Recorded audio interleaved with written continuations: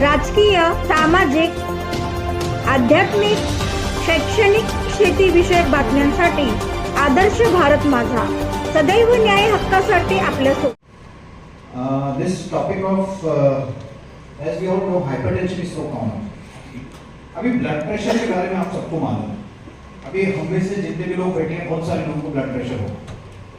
Problem blood pressure के साथ क्या है? It's silent killer. मतलब इनिशियल फेजेस में ब्लड प्रेशर के कोई सिम्टम्स नहीं होते, आपको पता भी नहीं चलेगा कि ब्लड प्रेशर है.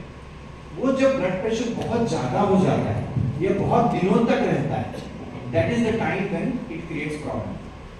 कई बार लोगों को मल्टीपल प्रॉब्लम्स हो जाती है. ज्यादातर केसेस में हम ब्लड प्रेशर कब पता करते हैं? हेल्थ चेकअप्स में. पेशेंट हेल्थ चेकअप में आता है तो पता चलता है बीपी बहुत ज्यादा है, दवा की जरूरत है. नहीं तो इनिशियल फेजेस में ब्लड प्रेशर के कोई सिम्टम्स होते नहीं. तो इट्स अ साइलेंट किलर. अंदर ही अंदर वो आपकी किडनीज को खा रहा है, ब्रेन को खा रहा है, हार्ट को खा रहा है, लेकिन आपको पता नहीं चल रहा है. तो ये जो प्रोसीजर हमने किया वो एक तरह से बूस्ट है उन लोगों का जिनको मल्टीपल दवाओं के बाद भी बीपी कंट्रोल नहीं हो रहा है. ऐसे बहुत सारे पेशेंट्स हमारे पास आते हैं. हमारे centre of course referral centre है, तो हमारे पास ऐसे पेशेंट्स आते हैं जिनका रूटीन बीपी की दवाओं से बीपी कंट्रोल नहीं हो रहा.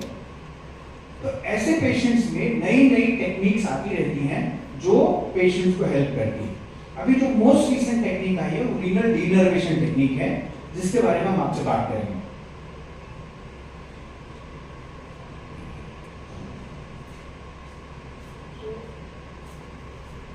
बेसिकली प्रोसीजर क्या है? हम लोग सुई, जैसे हम लोग एंजियोग्राम करते हैं उसी तरह से हम लोग रीनल डीनर्वेशन करते हैं. जैसे एंजियोग्राम में हम लोग सुई से करते हैं, बिना काटपीट किए हुए, बिना स्टिचेस लगाए हुए, बिना सूचर लगाए हुए. ये प्रोसीजर कैथेटर बेस्ड प्रोसीजर होता है. तो इससे क्या होता है कि हम किडनी के अंदर जाते हैं, किडनी के आर्टरीज जो किडनी को सप्लाई करने वाली ब्लड वेसल्स हैं, उसके इनसाइड में बहुत सारी नर्व्स होती हैं. वो नर्व्स हमारी बॉडी को बीपी मेंटेन करती है. तो उन नर्व्स को हम लोग रेडियो फ्रीक्वेंसी एब्लेशन के थ्रू एब्लेट कर देते हैं. एब्लेट करने मतलब उसको जला देते हैं. तो वो नर्व्स अगर अच्छी तरह से जल जाती हैं या वो अच्छी तरह से एब्लेट हो जाती हैं तो पेशेंट का बीपी कम हो जाता है. अब ये डिपेंड करता है कि आपने प्रोसीजर कितनी अच्छी तरह से किया, आपने उसमें टाइम दिया कि नहीं दिया, आपने आर्टरीज की जितनी ब्रांचेस थी सबको एब्लेट किया कि नहीं किया. वो सारी की सारी चीजें इंपॉर्टेंट हैं. हमने जो केस किया वो एब्सोल्युटली परफेक्ट वे में हुआ, इसलिए हमको रिजल्ट भी परफेक्ट मिला. अब ये सारे पेशेंट्स क्या बीपी के पेशेंट्स में इसको करना है? नहीं. अभी जो इंडिकेशंस हैं वो ये हैं कि जिस पेशेंट का बीपी 160 से ऊपर है, in spite of using 3 blood pressure medicine, 3 BP की मेडिसिन चल रही है, उसके बाद भी अगर बीपी बढ़ा हुआ है, that is the indication of using this. उस कंडीशन को हम लोग रेजिस्टेंट हाइपरटेंशन बोलते हैं. It's a resistant hypertension. तो पेशेंट सिलेक्शन बहुत इंपॉर्टेंट है. वो पेशेंट अपनी दवाइयां एग्जॉस्ट कर चुका हो तब हम ये थेरेपी उनको ऑफर करते हैं, which is known as RDM. अभी तक जितने भी पहले ऐसे प्रोसीजर्स कहीं वर्ल्ड में हुए हैं तो यूजुअली 10 से 20 बीपी लोगों के कम हुए हैं. हमारे केस में काफी अच्छा रिस्पांस था, बीपी काफी अच्छा इंप्रूव हुआ और हमको इससे भी अच्छा रिजल्ट मिला. अब आप बोलेंगे कि सर ये 10 बीपी से क्या होगा और क्यों नहीं कम हो सकता है? तो मैं आपको उसकी इंपॉर्टेंस बता रहा हूँ. ब्लड प्रेशर होने की वजह से लॉन्ग टर्म में, जैसे मैंने बोला कि blood pressure is silent killer.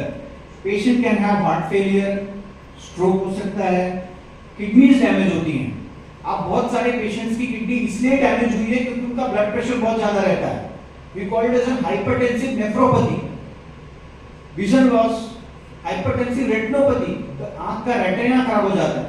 And then memory loss, in fact impotence, erectile dysfunction is also a part of very high blood pressure. So, इसलिए ये इंपॉर्टेंट है कि आपके बीपी को कंट्रोल किया जाए. जस्ट एग्जांपल दे रहा हूं मैं आपको. 5 मिलीमीटर बीपी अगर आप कम करते हैं किसी पेशेंट का तो you end up in reducing 10% of major cardiovascular event. इसका मतलब हार्ट अटैक, हार्ट फेलियर अगर 5 बीपी कम करने से 10% कम हो जाता है. अगर आप उसका 10 मिलीमीटर बीपी कम करते हैं, अगर किसी पेशेंट का बीपी 160 है, उस 160 को आप 150 कर देते हो तो you end up in reducing stroke bye 40%. मतलब स्ट्रोक का मतलब पैरालिसिस.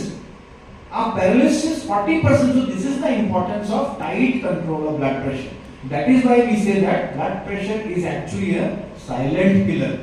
वो अंदर ही अंदर आपको खा रहा है।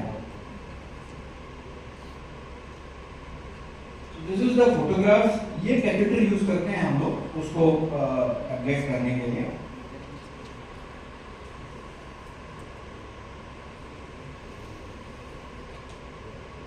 ये ऐसे प्रोसीजर किया। मेरे साथ में मेरी कैथेटर की नर्स है।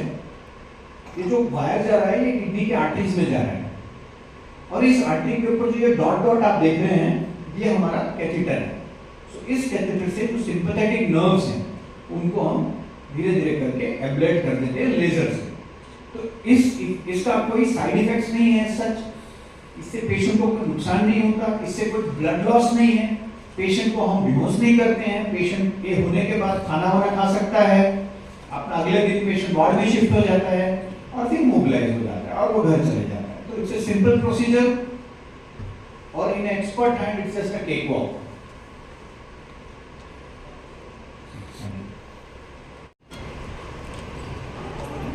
Days. How many days of? It will take procedure. So procedure takes 1.5 to 2 hours. No, but then you said no, you have to, he has to stay in the hospital. तो वो stay hospital में usually जैसे angioplasty के बाद 1 या 2 दिन होता है, 2 दिन तो मैक्सिमम, 2 या 3 दिन मैक्सिमम हो सकता है। तो पेशेंट के कंफर्ट के ऊपर भी होता है। जैसे हमारा पेशेंट तीसरे चौथे दिन डिस्चार्ज हो गया, लेकिन ऐसा नहीं था कि he was requiring monitoring. ICU में 6 hours monitoring is more than enough. Then you can shift him to the ward में अपना चल फिर रहा है, खाना वाना खा रहा है। उसमें खर्चे कितने आते हैं सर? खर्चा द मोस्ट इंपॉर्टेंट जो इसका खर्चा है वो उसके कैथेटर का है। ये मेट्रॉनिक का कैथेटर आता है, स्पाइरल कैथेटर है, वो अराउंड 5.5 लाख का आता है। Total procedure around 750 to 8 lakh rupees के करीब खर्चा है, 8 लाख रुपए। Yes, this procedure is covered under mediclaim. हमने ये जो केस लास्ट किया है वो मेडिक्लेम के थ्रू ही किया है। What are the complications of renal denervation?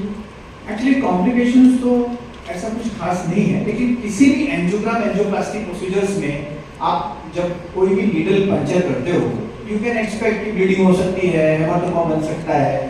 तो और ऐसा कोई सच कॉम्प्लिकेशंस है नहीं इस प्रोसीजर से। What is the success rate of this So procedure? as I said, most of the studies जो पहले हुई हैं उसमें BP reduction is 10 to 20, 10 millimetre to 20 millimetre के रेंज में। लेकिन हमारे केस में तो वो ऑलमोस्ट बहुत अच्छा हुआ और ये सक्सेस रेट मैडम इस पे भी डिपेंड करता है कि how good you have done the procedure. In his case, he patiently did the procedure almost for 1.5 to 2 hours. So right side kidney has 5 branches, left side kidney had 4 branches. We went one by one into all the branches and ablated them twice, one distally, one proximally. तो हमने पूरा जोर लगाया कि we do with patiently, we do the procedure and we get the result. Our result was very good. In fact, on table जब हम ये कर रहे थे तो साहब का ब्लड प्रेशर 240 पहुंचा हुआ, 240। और प्रोसीजर के बाद इमीडिएटली बाद तो बीपी वाज 160 और अगले दिन सुबह आईसीयू में 110 बीपी था और वो हमें बीपी की दवाइयां कम करनी पड़ी। अभी भी इनका बीपी अराउंड 120 130 रहता है and we are reducing the BP medicine. It is recommended कि आप सीधे बीपी की मेडिसिन मत कम करो, धीरे धीरे करके कम करो। तो अब हम मेडिसिन धीरे धीरे करके कम कर रहे हैं, लेकिन जो बीपी 240 180 190 6 मेडिसिन एट डोजेस चल रही थी, उसके बाद अगर ऐसा है और रिजल्ट कम हो जाता है तो बहुत अच्छा है। पेशेंट के सिम्टम्स भी थे, वो भी ब्लरिंग ऑफ विजन्स वगैरह था, वो भी इंप्रूव हो गए। ये ट्रीटमेंट का आपने जो खोज किया इसका आपका अभिनंदन पहला करते हैं। सेकंड थिंग, ये फर्स्ट ट्रीटमेंट आपके माध्यम से शुरू हुआ है इंडिया में, क्या इसके पहला और किधर होता था? और ये ट्रीटमेंट आप आगे ऑल इंडिया ऑल वर्ल्ड में लेके जाएंगे क्या, कैसे? तो ये प्रोसीजर्स हुए हैं लेकिन बहुत ज़्यादा नहीं हुए हैं। नवी मुंबई में ये पहला प्रोसीजर है, नवी मुंबई में ये पहला प्रोसीजर है करने का। और डेफिनेटली हम चाहेंगे कि और लोगों में जागरूकता जाए, क्योंकि जब भी हम किसी पेशेंट को प्रोसीजर्स की बात करते हैं तो उनको लगता है काटपीट होगी, ऑपरेशन होगा, ब्लीडिंग होगी, कितना दिन हॉस्पिटल में रहना पड़ेगा। तो एक एग्जांपल है कि प्रोसीजर 2 घंटे में कोई ब्लीडिंग रिस्क नहीं है, कुछ नहीं है और पेशेंट आपके सामने है, you can share your experience. तो नेचुरली हम चाहेंगे कि जिन लोगों का बीपी अनकंट्रोल्ड है, अभी तो फिलहाल हम उन लोगों को ट्रीट करना चाहेंगे जिन लोगों का बीपी, हम डॉक्टर्स लोग रूल्स पे चलते हैं, गाइडलाइंस पे चलते हैं। हम इस पे नहीं चलते हैं कि अब हम सभी बीपी के पेशेंट का ये करेंगे। अभी ये रूल ये कहता है कि जिन पेशेंट्स का रेजिस्टेंट हाइपरटेंशन है, जिन पेशेंट का बीपी रूटीन बीपी मेडिसिन से कंट्रोल नहीं हो रहा है, they are the one who are the candidate for this procedure. इसके बाद हो सकता है फ्यूचर में ऐसे रूल्स आए कि सारे बीपी पेशेंट्स को ये ऑफर किया जाए। अभी फिलहाल only for resistant hypertension patients who are uncontrolled. Person of Doctor- any age can do this procedure. Person of any age. Yeah, so age is not a factor to be to this thing, but yes, अभी बच्चों में ये नहीं आ रहा है। हम adults में any age after 20 years के बाद आप किसी भी साल में कर सकते हैं। You are 90. क्या Will the kidney work as same as if before the procedure? Absolutely, patient will not have any issues। मतलब कुछ लगा नहीं है ना शरीर में, हमने कोई मटेरियल नहीं डाला, हमने कोई स्टेंट नहीं डाला, हमने कोई बड़ा ऑपरेशन नहीं किया, तो patient can work from second day onwards. Doctor, is there a fatality rate zero? Is the fatality rate? Actually हम लोग के फील्ड में किसी भी केस में मोर्टेलिटी या फैटेलिटी जीरो नहीं बोल सकते, बट मेरे हिसाब से 0.001 आप रोड भी क्रॉस करते हो तो थोड़ा रिस्क रहता है ना। And once treated, is there a repetitive procedure? It is not a repetitive procedure, दोबारा करने की जरूरत नहीं पड़ती है। इनफैक्ट हमने ये देखा है कि जो पुरानी स्टडीज में 3 महीने के बाद रिस्पांस और अच्छा आने लगता है, you start getting more response. Hype so अब अभी क्या हो रहा है कि लोग इस केस से सीखेंगे, कि ये कितना अच्छा रिस्पांस हमें मिल सकता है। फिर मैं आपको बोल रहा हूँ, प्रोवाइडेड आपने वो प्रोसीजर कितने अच्छी तरह से किया, आप उसको शॉर्टकट मारोगे, पेशेंस नहीं दिखाओगे, क्योंकि हम लोग जब कैथ लैब में खड़े होते हैं तो हमारे ऊपर वो 10 kg का लेड एप्रन होता है, तो 2-3 घंटे आपको खड़ा होना है उसके साथ, और पेशेंटली हर आर्टरी पे घुसना है और उसकी एक्स्ट्रा पेरेन्काइमल जो भी पार्ट है आर्टरी का उसको अच्छी तरह से अपडेट करना है। और हमारे कैथेटर में ऐसी 4 लाइटें जलती रहती हैं, अगर उसमें से एक लाइट नहीं जल रही है तो हमको वो प्रोसीजर दोबारा करना है उसको, फिर we have to do it. So patients quality is important. We do procedures only with the best qualities। हमें खत्म नहीं करना, हमें रिजल्ट देने। Thank you. Intervention of procedure. It is an intervention procedure, जैसे एंजियोग्राम होता है। सर हाइपरटेंशन ये माइंड के कंडीशन के ऊपर एक डिपेंड रहता है। सेकंड, अभी जो नया माहौल आया है ड्रग्स व्यसन, इसके माध्यम से भी हाइपरटेंशन आजकल बहुत बढ़ रहा है, तो इसको जो हैबिटेड हो जाते हैं तो आगे फ्यूचर में उनको ये ट्रीटमेंट लागू हो सकता है। एब्सोल्युटली, यही फ्यूचर है इस कंडीशन का। हम जब किसी पेशेंट को बीपी की दवा देते हैं तो पहला क्वेश्चन ये होता है, सर जीवन भर हम क्या जीवन भर ये दवा खाएंगे? आप सोचो हम पेशेंट्स को जिनको 6 मेडिसिन चल रही है, 5 मेडिसिन चल रही है, तो सर जीवन भर खाएंगे? Any medicine is a chemical ना, आप मानोगे ना, सारी मेडिसिन तो केमिकल ही होती है। तो हमारा कोशिश ये है कि शायद फ्यूचर में ये ट्रीटमेंट फर्स्ट लाइन ट्रीटमेंट हो जाए, शायद। अभी तो हम इसको सिर्फ रेजिस्टेंट हाइपरटेंशन के लिए ला रहे हैं, लेकिन फ्यूचर में हो सकता है first line treatment. Generic medicines also chemical. Generic medicine तो बीपी के लिए ले ही सकते हैं, जिसकी अफोर्डेबिलिटी प्रॉब्लम है तो बीपी के लिए कोई प्रॉब्लम नहीं है, ले सकते हैं। जेनरिक मेडिसिन देखो, सीजीएचएस वगैरह की मेडिसिन तो हमारे पेशेंट खाते ही हैं। जेनेरिक मेडिसिन केमिकल नहीं है, लेकिन बार बार लेने से आदमी हैबिटेड हो सकता है। देखिए ये बात क्लियर समझिए कि हैबिट और लेने की जरूरत है या नहीं है वो इम्पोर्टेंट है। बीपी की दवा लेना मस्ट है, ये सोचना कि हैबिट हो जाएगी इस चक्कर में बीपी की दवा ना लेना, इससे आपका नुकसान होने वाला है। बीपी एक स्लो पॉइजन है, धीरे धीरे करके वो आपकी किडनी की डैमेज कर रहा है, ब्रेन की डैमेज कर रहा है, सब चीज की डैमेज कर रहा है। अगर ये सोच करके आप दवा नहीं खा रहे हैं कि मेरे को हैबिट हो जाएगी, तो आपकी किडनी, हार्ट, ब्रेन और रेटिना ये चारों चीजें डेंजर में है। तो आप ये सोच करके उस बीपी की दवा बंद नहीं कर सकते कि हैबिट हो जाए।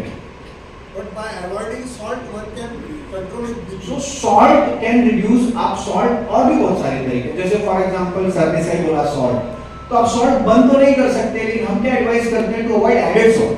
आप पिकल्स मत खाओ, चिप्स मत खाओ, सैलेड काटो तो उस पे नमक मत छिड़को, तो अवॉइड एडेड सॉल्ट। ऐसा करने से आप 3 से 4 ब्लड प्रेशर कम कर सकते हो, 3 से 4 मिलीमीटर बीपी।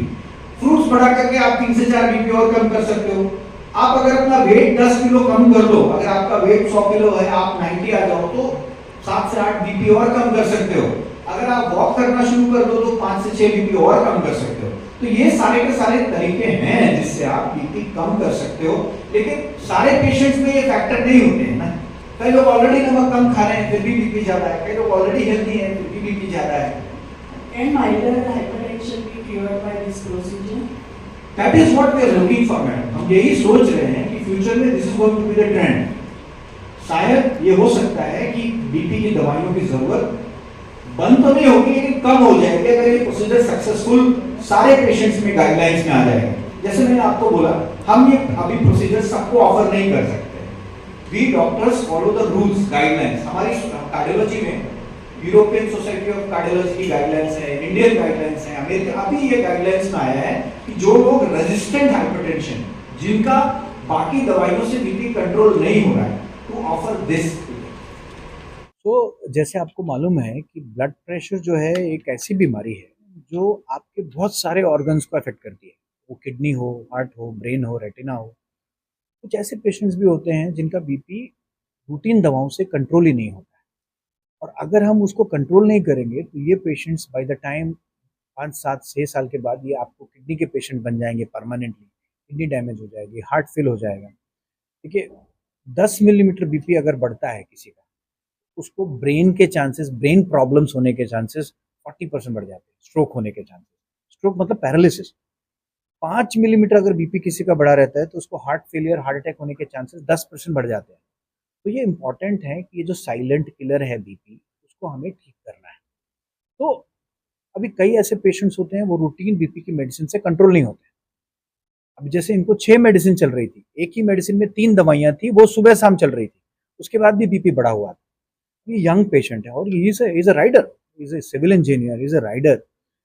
अभी कब तक आदमी दवा खाएगा?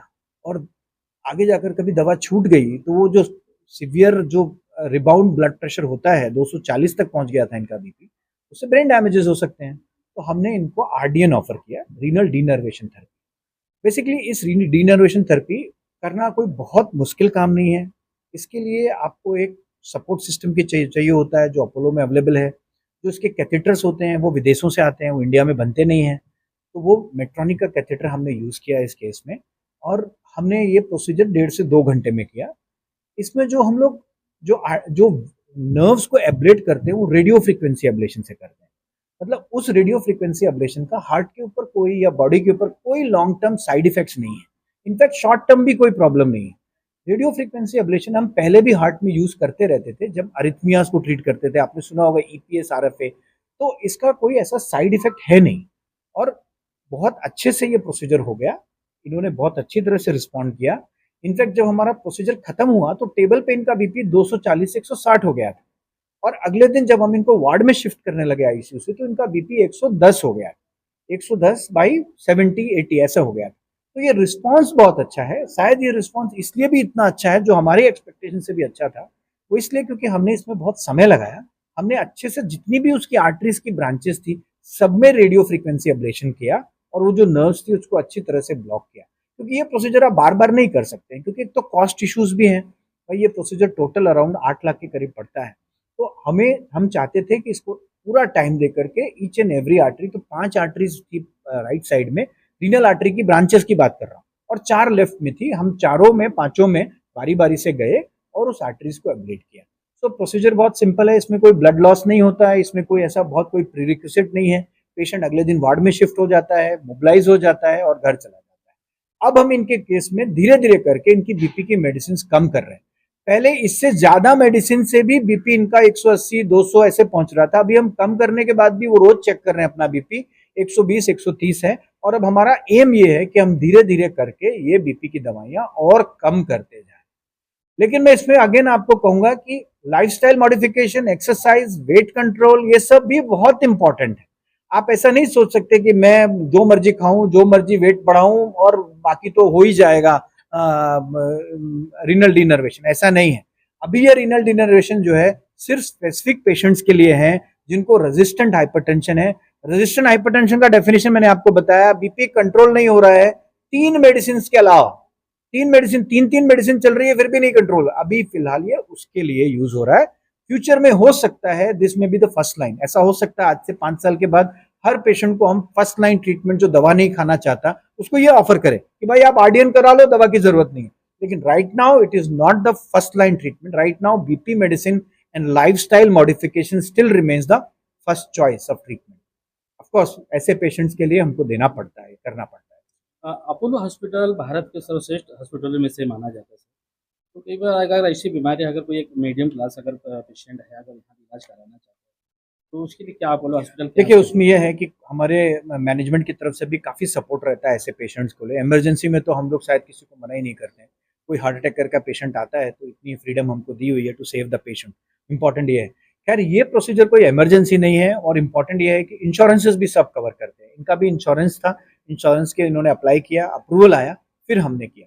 इम्पॉर्टेंट ये है कि आपको इंश्योरेंस वालों को कन्विंस करना पड़ता है कि क्यों कर रहे हैं, उसका क्या रोल है, क्योंकि ये नई पद्धति है, लोगों को इसके बारे में ज़्यादा मालूम नहीं है। आप देखो, इंश्योरेंस वालों को हार्ट अटैक के बारे में, स्टेंट के बारे में सब कुछ मालूम है, लेकिन इस पद्धति के बारे में नहीं मालूम होगा, तो आपको अच्छी तरह से उनको समझाना पड़ेगा। तो ऐसा नहीं है कि ये कोई बहुत, और मेरे ख्याल से जैसा आपने पूछा, फ्यूचर में इसका दाम और कम होगा। कोई भी जब नई चीज़ आती है तो उसको लाइसेंसेस वगैरह सिर्फ कंपनी छोड़, जैसे पहले स्टेंट आते थे 1.5 2 लाख रुपए का एक स्टेंट, अब 30,000 में स्टेंट आते हैं। तो मुझे लगता है कि आगे जाकर के इसका दाम और कम होगा, और ये बहुत इजीली लोगों को अवेलेबल है। ॲक्च्युली जेव्हा मी आलो, मी 21 तारखेला आलो. ॲक्च्युली मला हायपरटेन्शनचा त्रास 2021 सप्टेंबरपासून सुरू आहे. फेब्रुवारी 2022 मध्ये माझी अँजिओप्लास्टी सुद्धा ब्रिजेश सरांनीच केली होती.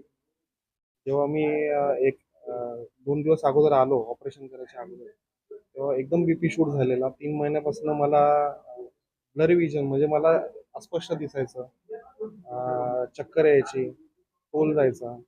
मग डॉक्टरांना जेव्हा कन्सल्ट केलं, तेव्हा त्यांनी हा हा एक फायनल उपाय सुचवला का तुमचं मेडिकेशन्स पण चालू आहे, बीपी कमी होत नाही आहे, उद्या तुम्हाला अटॅक किंवा आणखीन किडनी डॅमेज किंवा स्ट्रोक येऊ शकतो, तर हा ऑप्शन आहे. तर दुसरा पर्याय नसल्यामुळे, आणि अजून वय नाही आहे तेवढं, आणि माझे ॲक्टिव्ह लाईफस्टाईल आहे, म्हणजे मी सिव्हिल इंजिनियर आहे, मी प्रॅक्टिस करतो, मी प्रो बाईक रायडर आहे. तर मग 23 तारखेला ऑपरेशन म्हणजे प्रोसिजर करायचं ठरवलं.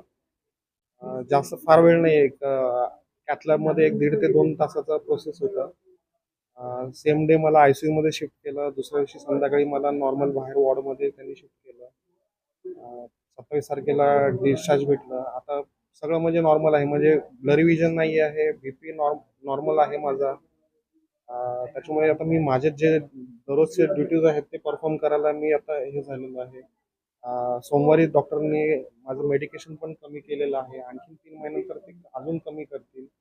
म्हणजे फायदा झालेला आहे ऑपरेशनमुळे. आणि म्हणजे ते डॉक्टर मला जवळजवळ 2021 पासून ट्रीट करत आहेत. त्यामुळे मी बिंदास होतो. त्यांनी सांगितलं आरडीएन करायचं, मी गुगल पण सर्च केलं नाही.